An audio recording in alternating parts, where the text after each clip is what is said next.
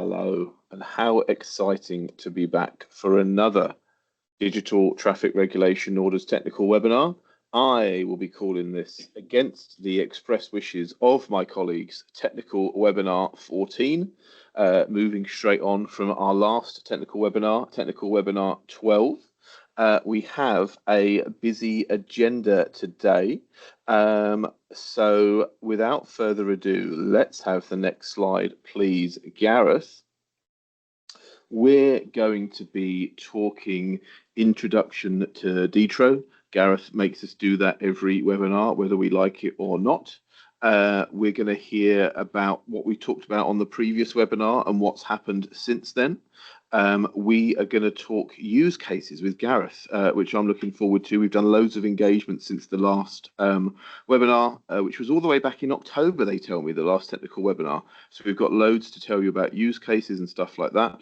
And then we're going to hear from our tech experts, Ben Pawley and John Harrod Booth, around the spec and the upversioning and all that good stuff. And then I'm going to do my level best to take the Q&A at the end. So feel free, the Q&A is enabled. Use the Q&A section for questions, and we will cover those at the end generally, unless they seem specifically related to something that's being talked about at the time. I think that's it. I'm Paul Chandler. I'm the service owner for the D-TRO service, and it's my great pleasure to introduce to you, to tell us what D-TRO is, like it or not. Ladies and gentlemen, it's Dr. Gareth Tilley. Well, thank you, Paul, and welcome everyone.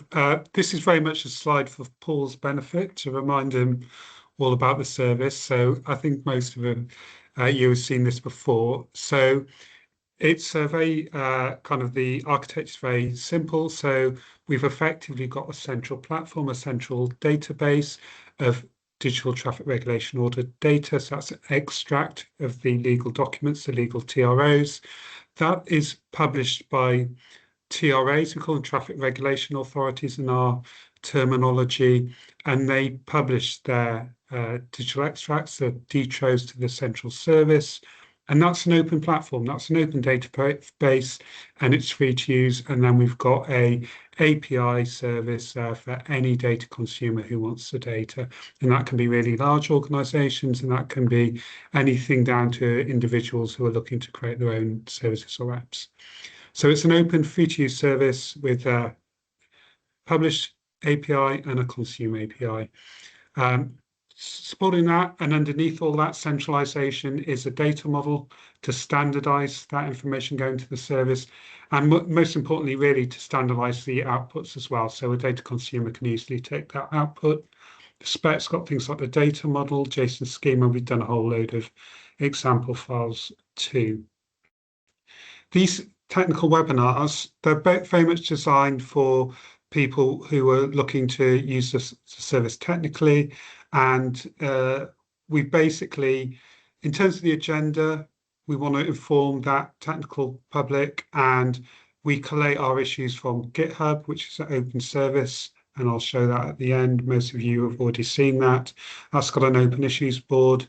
We do regular user research with people, and several of you on this call would have participated in that, so thanks for that. We've got regular one-to-one sessions with a lot of the key individuals, so that's local authorities, that's digital solution providers, and that's also data consumers as well. And on top of that, we get, we kind of see people at conferences, and we get that direct feedback. So in terms of these technical webinars, it's very much around how the spec is used, how the service is used, and any changes that we're looking to deploy around the technology. Thanks, Paul. That's all I wanted to say in terms of the intro. Thanks. Thanks, Gareth. I had a whole thing there ready to go. Oh yeah, would you believe that we are all in the same office, guys?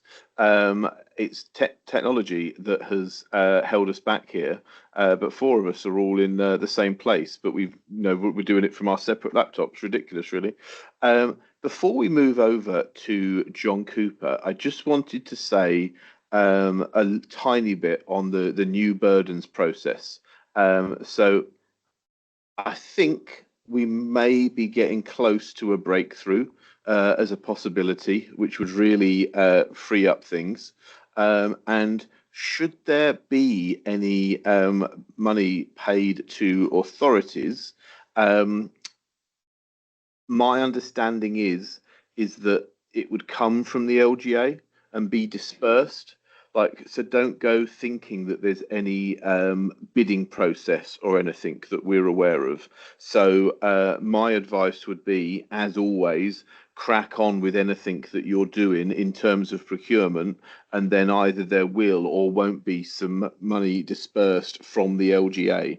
You know, it's not like you're going to be advantaged or disadvantaged by cracking on. I think that's as much as I can say about the new burdens process, but believe me, as soon as we do get a breakthrough, then we'll be cracking on with things and moving it all forward. Talking of moving forward with things, ladies and gentlemen, to give us that update, it's John Cooper, our product owner. Thanks, Paul. Hi, I'd like to give you a quick update on progress on public beta since we had the last technical webinar. As Paul says, that was back in October, so quite a lot has happened. We've moved on to, I believe we've just ticked over the 74K mark of D-TROs as of this afternoon, which is going very well. If you look at the absolute number of all D-TROs that have ever been submitted to the service, including the ones that have deleted, then we'll be nearer to 95,000 plus. But these are the ones that are the remaining live ones, but live doesn't mean they're necessarily live today. They might have been live yesterday, or they will be live in the future. We also have had now 200 publisher applications on the PROD, and 110 consumer applications are active and are receiving and publishing data to the service on a regular basis. That's really good news. We expect that as and when the other things are confirmed that Paul's been talking about, that our numbers will then continue to tick up. But we're quite happy that we've got a good bedrock of interest in the service as we move forward into essentially months 5 and 6 of our public beta. I'd just like to go into that into a little bit more detail on the next slide. We will be going on to some more technical items later in the show, but this just shows the schema versions against which we've received payloads into the service. If you could go back to the previous pie chart, please. So we started around 3.2 in the modern era of D-TRO, and we ticked through 3.3, 3.4, and 3.5, and some of these have had a like a 0.1 release as well. You can see from here that the 3.3, 3.4, 3.5 versions are the most used. Ben's going to talk about upversioning of versions as we go forward to getting another new version in a few months' time. And John's going to say quite a bit more on the how we do schema versions and even version numbers. So if we can now just go on to my final slide, which is a quick recap. We've had 3.5.1 in prod since earlier this month, and that next version is coming up. We have moved it back slightly from our original stated program, and John's going to set out that not only is it slightly later, it's also we're going to have a new version numbering strategy. We think this will simplify the way in which we describe releases, and it will be more in line with the typical release numbering strategy from other services with which you'll be familiar. We've had It's worth mentioning the D-TRO advisory group. That continues to go great guns. The next meeting for those guys is in March. We've also got a subgroup that's looking only at large D-TROs, and Ben's going to say a bit more about that too. I'd just like to remind everybody that we use GitHub for raising issues. I looked at the highest number of issues that we've got there. It's about 140, 141. And we thank everybody that continues to use that as the preferred route for receiving technical feedback. Now, we've mentioned this before, and we finally have got approval to use it. We are going to be rolling over to the use of ServiceNow for customer service.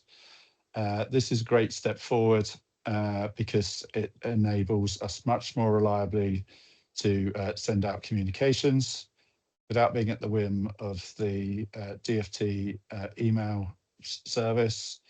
Can create a nice, well-managed mailing list, and also everyone's questions that are raised can all be managed together in a large knowledge base, and people will be able to have access to questions they've raised previously, and to search all our streams of knowledge management in one handy place. This is going to be a great step forward, and we're really looking forward to it coming in, and we'll probably say something more on it on a future technical webinar. So that's all from me by way of an update. I'll hand back to Paul, and we'll get on with those more technical aspects. Thank you very much, John Cooper. I think all that remains for me to do is, don't know, I've got loads more to do. Don't know why I said that. The next thing for me to do is to pass over to Dr. Gareth Tilley, our engagement manager, to hear about use cases. How exciting, Gareth. Hi, everyone. I just wanted to highlight, we've kind of raised this before, but we're very, very keen to catalogue use cases for the data in the service. We're really conscious that it's such a broad range of different data sets and data types that there's an awful lot of use cases that people are working towards out there. So we've got things from speed limits, we've got parking data, we've got things like bridge height restrictions. It's a real broad range, a really wide-ranging data set, and people are really looking to use it in very different ways. And what we're really looking to do is start to catalogue those. So if you're a data consumer in particular who is using a data set in a particular manner, we'd really want to catalogue that and love to hear from you and showcase that.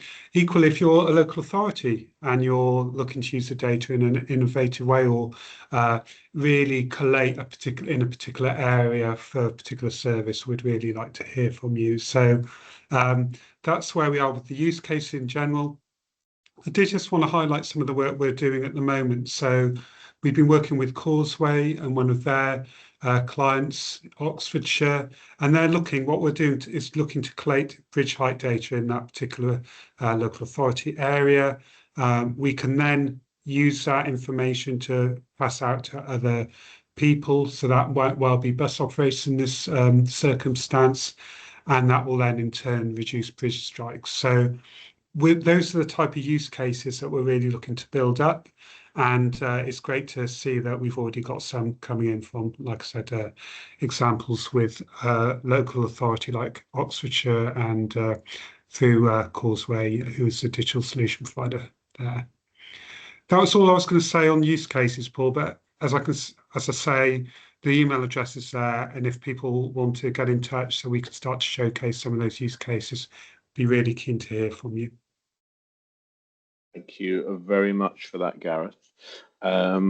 Yeah, this is a big area for us. We've just been doing 26, 27 priorities here earlier in D-TRO Towers, for which we were lucky enough to be joined in person by Dr. John Howard Booth, who's going to give us a specification update, being as he is our data model expert. John. Thank you, Paul. Next slide, please, Gareth. So most of this is going to be, most of the more interesting stuff is going to be delivered by Ben Pawley. and it's really me just doing an introduction to this. Each of these technical webinars, we show a version of this table. So this is the versions of the data specification that are live in integration, production, and what have you. And you can see we're introducing version 4, and I'll talk about why it's version 4 in a moment. We were planning to do a documentation release at the end of February, but decided to take that back to the end of March for various reasons. But we expect then to follow what we've declared is our approach, which is to do a documentation release. We will do advanced notification shortly of what we expect to be in version 4, but a full documentation release at the end of March, followed by a release into integration at the end of April, and then released into production at the end of May. And following that approach that we've outlined, we will then at the same point aim to withdraw the oldest versions that are live in integration and production, so that's 3.4 and 3.4.1, and hence end of May 2026 illustrated there. Why is it version 4? John Cooper mentioned we were looking at how we version, and in principle we want to use the versioning approach to say the major version, the 3, the 4, should indicate when we up version to something which is non-backwards compatible. And we haven't done that in the past. I think it would make it clearer. So when we produce a new release in the future which is non-backward compatible with its predecessor, we will up version the major version number. If we then have subsequent additional additive releases, which are purely additive in nature, then they will have a up versioning the minor version number. If we have any hot fixes, then we may get down to the 3rd digit. So the expectation is still sticking broadly to the 6-month release cycle, that we would expect a version 4.1 or 5 to come then in the autumn of 2026. Next slide, please. So what's in version 4? Actually, there are not so many changes, but the core of it really is in potential a breaking change, which is we had a number of GitHub comments and a number of discussions with digital service providers around how conditions and condition sets and these sorts of objects in the schema are expected to be used. What that highlighted was actually that we had some lack of clarity in the schema. You could potentially do things that weren't intended, and hence developers looking at that potentially could string things together in ways that we wouldn't expect. And so we're going to tighten that up, and by virtue of tightening that up, in principle, we're shutting down ways that we're not expecting to be used, which are available, and therefore that is a more restrictive change, and therefore not backwards compatible. We are looking at the existing record set to say which of those does that affect. And Ben will talk to you a little bit later about the up versioning, and that's part of that consideration. So we will look to centrally update records if we find incompatibilities. There are a number of other small changes that we're looking at introducing. As I said, we will come out and provide a list of those fairly shortly, but some of them are concretely within our schedule. Others, we're looking at whether we can get them in within the time and resource. And my screen has gone blank, which is not very helpful. And we're also updating improvements to data validation. A lot of that is internal within the service. You might notice, if you're very eagle-eyed, that we're typically putting more validation within the schema itself and less of it on a code side basis. But that's all being rationalized as we go forward. And I think that might be me. Next slide, please. I'll hand back to Paul. Indeed. Thank you very much, John. Well, ladies and gentlemen, it's all been leading up to this, really. The main event now of this webinar. I'm delighted to introduce our lead architect. Ladies and gentlemen, Ben Pauly. Thank you very much, Paul. Hello, everybody.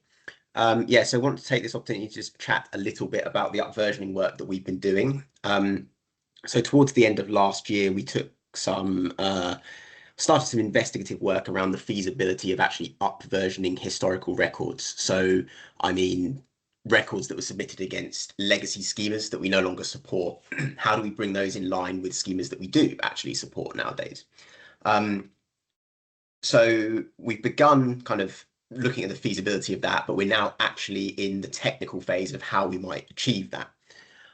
So we've got some interesting findings. So earlier versions show quite a lot more variation in how data is represented. And I think this is kind of caused by the fact that as time's gone by, we've become stricter and stricter and stricter in terms of our validation.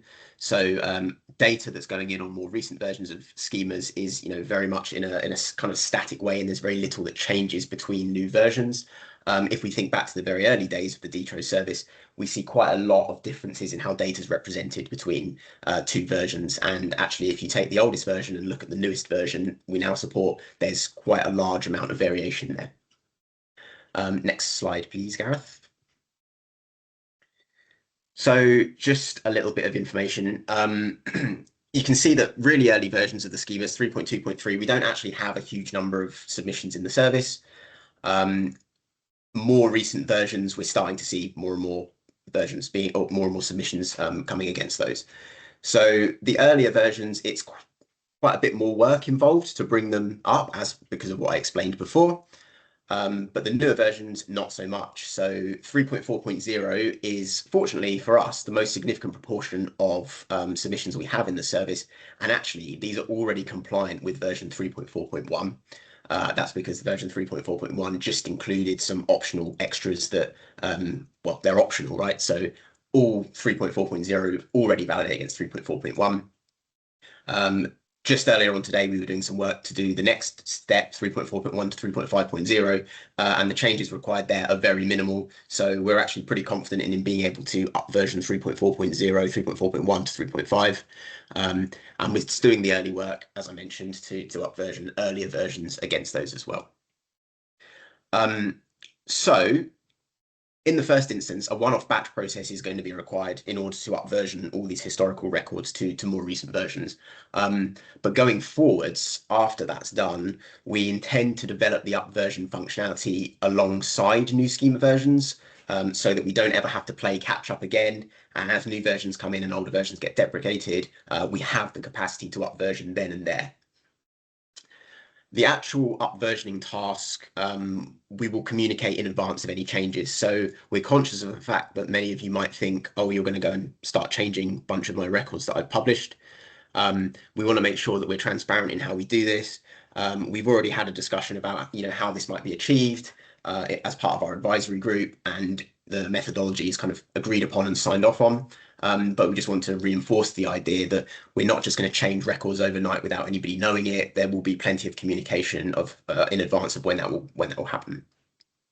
And the other thing to mention is that historical versions of the data are going to be kept for audit purposes. So although we're upversioning, we're not going to lose all the data that was previously submitted. All the historical data will be stored so that we have that audit trail of how data has evolved over time. So that's what I want to cover around upversioning. There's a few bits about recent tech updates as well that I'll lead into. So next slide, please, Gareth. Geographical search. So following user feedback, we have started actually implementing and testing geographical search capabilities within the D-TRO service. So I think this is something that's been pretty high on the priority list for many people, the ability to search for D-TROs within a specific geography, which the service doesn't currently support. So the work that we've been doing so far allows users to make requests to a new endpoint, providing a polygon geometry in the WKT format that the D-TRO service uses, in order to get D-TROs returned that are within that geography provided or that intersect that geography provided. This is a great kind of start. And it opens up a lot of kind of more powerful possibilities for geographical searching. So we've had queries come in around D-TROs within specific counties or postcode areas. As long as users have a WKT geography of those boundaries, there's no reason why they can't use this to get D-TROs that match that query.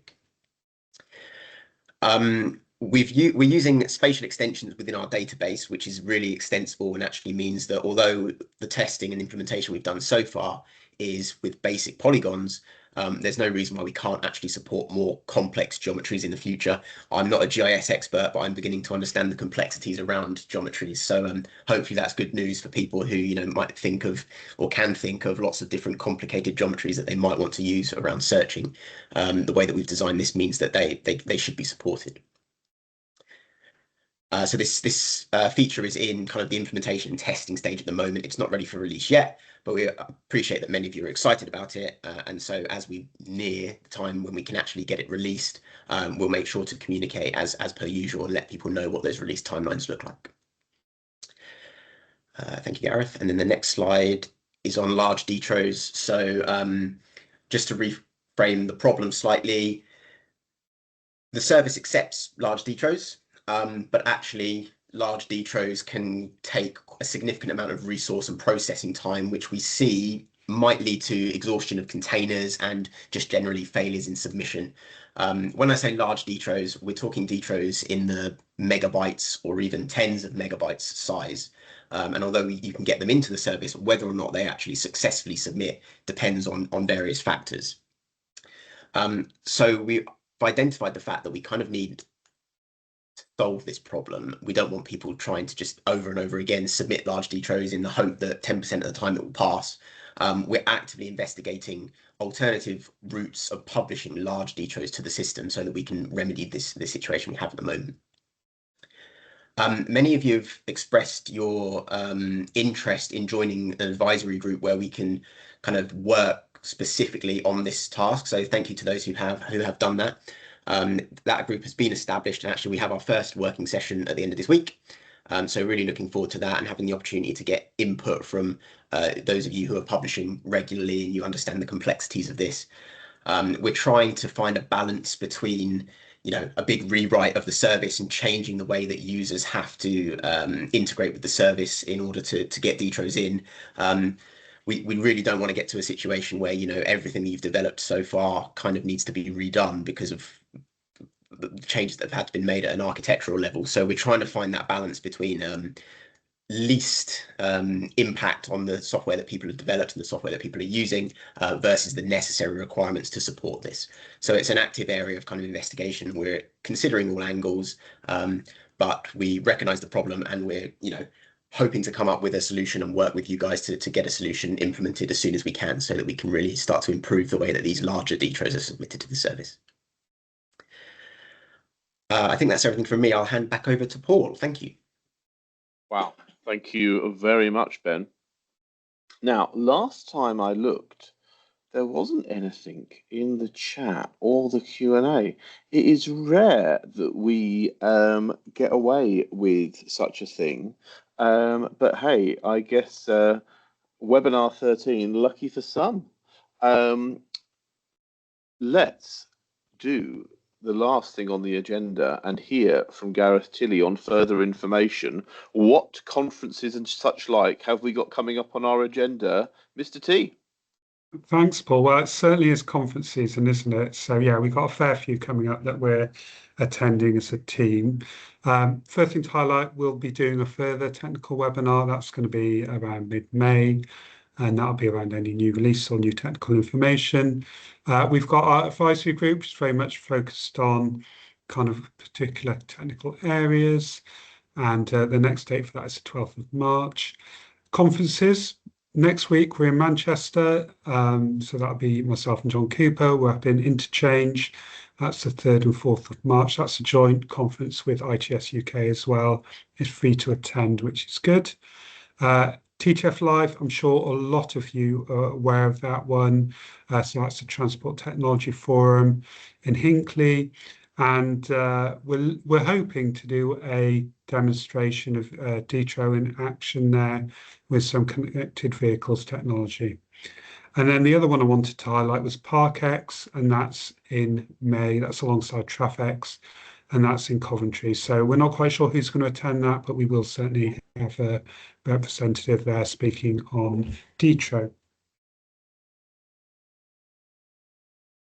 terms of comms, the main portal that I'm sure you're aware of is our GitHub, and that's got it's an open forum that's got all our technical information, but alongside that is a message board where people can raise questions or queries around how the technology is working. That's open for all to see, so we can answer those questions, but equally others in the community can answer them as well. This webinar is recorded. We've got a YouTube playlist, so all the technical webinars are on that YouTube playlist, and so are our standard webinars as well. So yeah. Oh, I forgot there was a third slide. I was going to say that everyone has played a huge practical joke on us and put all the questions in after the Q&A section, but we will kick that off in a second. Go on, Gareth, please. That's all right. So you should say it's too late, Paul. Just to end on, this is the last slide. I think most of people know these kind of ways to get in touch with us. We've got a website, that's the landing page for the service, so you can register for the service on that dft.gov.uk page. Email address, people are aware of. GitHub I mentioned. Then we've got a page on the Transport Technology Forum site, particularly around D-TRO, and that's got a whole load of guidance and also links to our YouTube playlist as well. We've got a mailing list, and I'm guessing most of you are on that in terms of getting the invite for this webinar today. But if any of your colleagues want to be added to the mailing list, if you just tell them to email our email address, which is d-tro@dft.gov.uk. Thanks, Paul. Back to you, and it sounds like we've got some questions coming in. Yeah, get that Q&A slide back up, I say. Right, get your fingers on the triggers team. I will be going over to you for these various questions. John Cooper, you've answered this one before. If a local authority doesn't get the D-TRO capability in time, what will the penalty be? Thanks, Paul. Yeah. Essentially, the requirement will be that made by the secondary legislation that the new orders shall be sent to the system. However, we as the team running the service are not also the police of D-TRO. We will not be coming around knocking on doors and making inquiries about why D-TROs have not been sent in. There will be an expectation that authorities will become compliant with the law, but we accept that there will be a certain amount of bedding in time before all are up and running. The strongest that we might get would be to try and arrange for a letter to be sent out to your chief executive or something like that to remind the authority of the duty to comply with the service. But there are no like formal sanctions that we have in order to ensure the compliance. Thank you very much. Now, we've got when will the D-TRO process be made statutory? And then we've also got, apologies, I joined late. Is there an update on the statutory compliance date? Last time you spoke about giving at least 12 weeks notice. So yeah, indeed. If you joined late, Jack, no problem. Thanks for being with us. I briefly spoke about the new burdens process and potentially getting towards a breakthrough. So if we do get to that breakthrough with new burdens, then we can do this right around that we've been sitting on. That's a boring process where you have to write around to every other government department to check if they object to your policy or whatever, you know, to make sure everything's aligned. Boring but important. We've got plans as to when we want to do the statutory instrument. The commencement notice has actually been done. That gives you the power to do the substantial statutory instrument. So all the wheels are moving. And we talk to the guy that runs the kind of parliamentary calendar each month. So I cannot give you a date, but rest assured there will be 12 weeks notice. And as soon as we can say anything about statutory instruments and all that stuff, we will be singing from the rooftops about it. Have no fear. Now, Deborah, number one, Deborah, thank you so much for making it onto this call. I don't know how many utility people are here, but a treat to have you. It's kind of out of the scope of the D-TRO project and kind of out of the DFT scope really to look at the differences in prices for road closures between highway authorities. So I feel your pain on that one, having lived that life a little bit many years ago, but yeah, probably not something the DFT can do. You might want to take that through Hawk potentially, I would suggest. Now, John Cooper, is there a timescale on requirements for uploading new orders and historical? Yeah, the eventual date that Paul's just summarised what the situation with will be for new orders. It will not be for the historic orders. That's because the framing within the primary legislation of the Automated Vehicles Act doesn't cover the back catalogue old orders. It covers the new orders. However, once we get going with new orders and hopefully all TRAs come on board and the service starts spinning up to really good levels of everything coming in, doubtless we will be considering amongst ourselves here at DFT how to bring forward the next stage and enable the a formal date by which legislation would say that old orders can be sent in.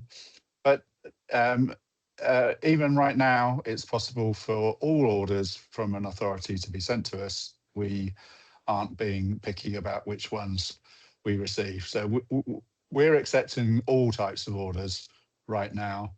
It will take a while for the legislation to follow through and require that all orders are sent in there. Why don't you keep going, John Cooper? And we've got how many TRAs, percentage of TRAs are now providing D-TROs, and we've also got how many of the uploads have been temporary orders versus permanent. Yeah, thanks, Paul. I think we've got about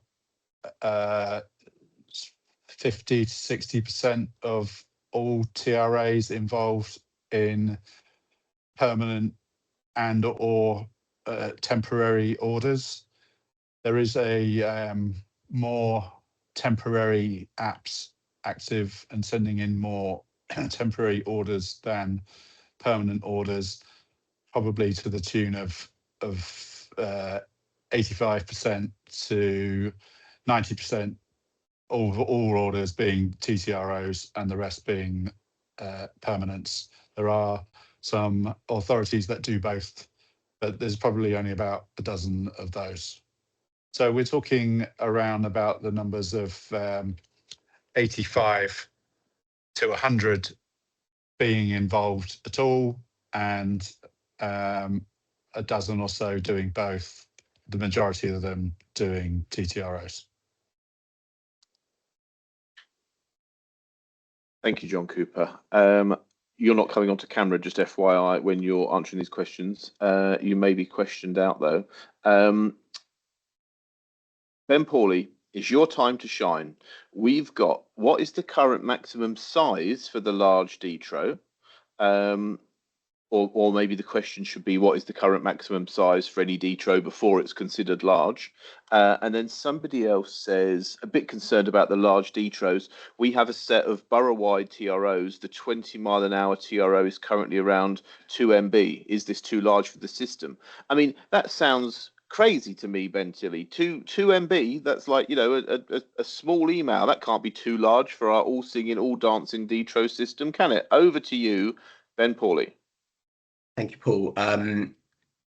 Okay, yeah, so taking the questions in the order they appear in the chat, 2 megabytes, I would say you're absolutely fine with. I think the largest D-TRO we've seen submitted to the service uncompressed is 16 megabytes.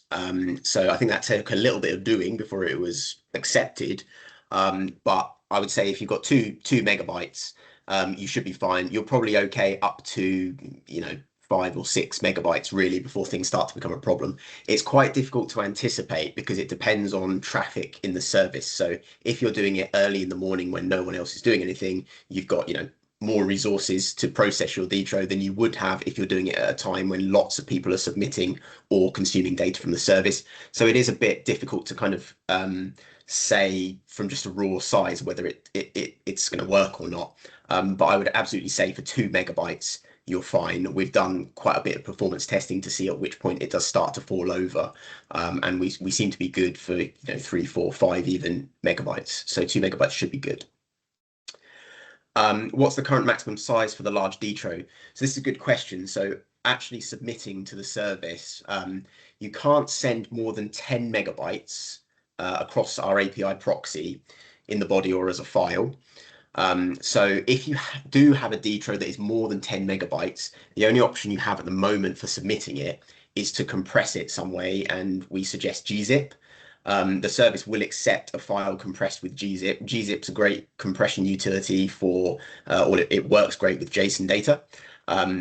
So you can actually get D-TROs compressed quite heavily down to very small file sizes, which then get across the border to our server. There is an added caveat here that for processing, they still need to be uncompressed by the server. So even though you may have a 15 megabyte D-TRO that you've compressed with gzip down to, I don't know, 2 megabytes, you send that over to the server, no problem. The server uncompresses it, and now it's working with a 15 megabyte file again. So it may still start to experience those issues I talked about earlier around resource exhaustion. So just because you've been able to get it down to something much more manageable, unfortunately, it still needs to be compressed and managed the other side.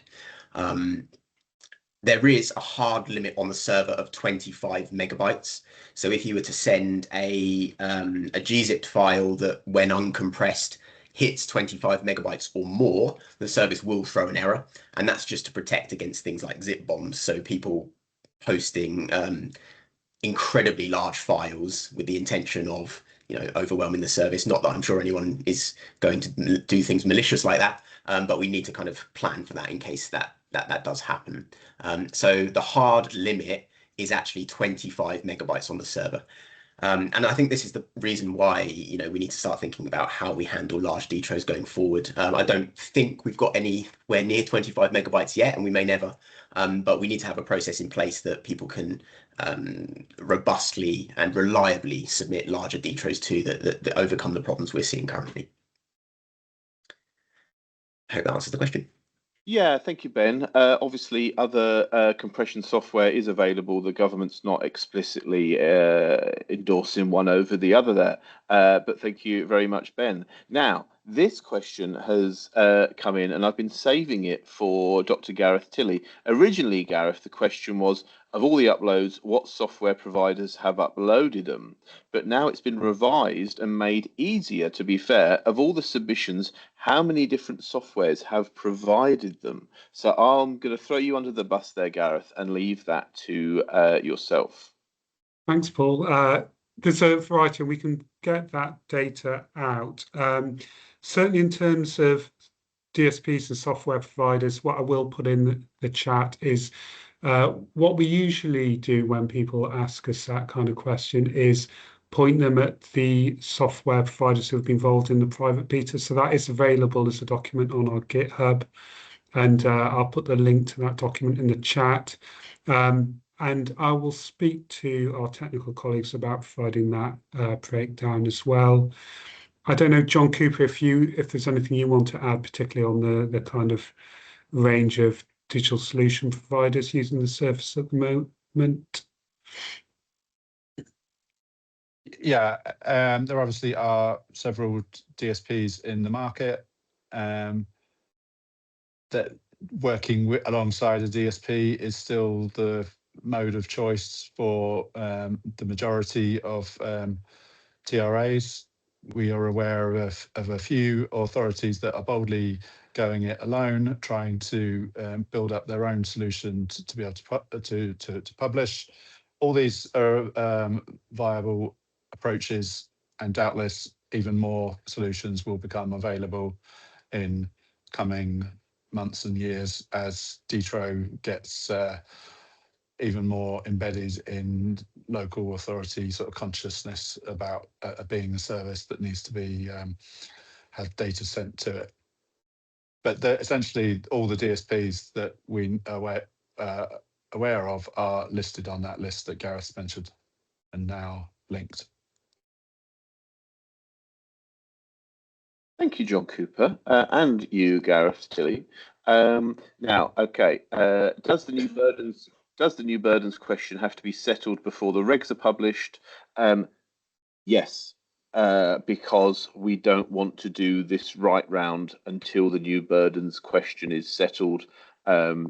Different views on that in different parts of government, but the DFT's got a low appetite for risk and a right round getting rejected back. So we want to have it settled. So we're not going to publish the regs until we've done the right round. We're not going to do the right round until the new burdens is settled. So yes is the answer, Peter. It may not be feasible for some LAs to introduce a compliant process without new funding. I mean, yeah, I appreciate the position, Peter. It's so difficult with local government and the financial situation, isn't it? You know, there'll be a legal requirement on authorities. There'll be software available that many other authorities have already got because they find it brings efficiencies. But I fully appreciate the position with the funding. I mean, do remember the best case scenario with new burdens would be that it would be for 3 years only in the best case scenario. So after that, you'd still have the same issue, I guess. I'm not being flippant at all here, guys, on the difficult situation that many authorities are in at the moment. Will all sections of the 1984 Act come live at the same time? Yes, Gary. There's never been any conversation that I've been part of where there's been any kind of staggering. You know, it's all in at once, basically. Ben Pauly, presumably many LAs will carry out consolidation orders, which will naturally exceed the MB limit. I don't know if anyone else wants to come in there with any experience we've got of anything we've discovered so far, or yeah, if you've got anything to add there, particularly Ben. Only that, yeah, I think absolutely that you acknowledge what you put there. I think it's that's exactly what we're starting to see. So these consolidation orders are becoming larger, and that's why we need to start addressing this now. So I don't think we've seen many of them come into the service, which is why the service hasn't been designed in a way that can support very large files. But as we see more and more of them start to creep in, we're identifying the need for a different process that handles them, or improvements to the current process that means that we can process these larger files. So yeah, I think that's exactly sort of the kind of thing that we're seeing as well, which is why we need to address this problem. Yeah, very fair, Ben. Okay, that looks like every question answered to me. That turned out to be quite fun in the end, didn't it? Once we got going, guys. Okay, well, you've already heard the further information from Gareth there. So all that remains to be done is to say thank you so much, everyone, for joining this webinar. I hope you found it valuable. That's the end of webinar 14. Our next webinar will, of course, be webinar 14. Look out for it coming up soon. John Howard Booth, Gareth Tilley, come back into the room. Gareth, there's a packet of love hearts here with your name on it. And enjoy the rest of your day, guys. Take care of yourselves. Thank you very much.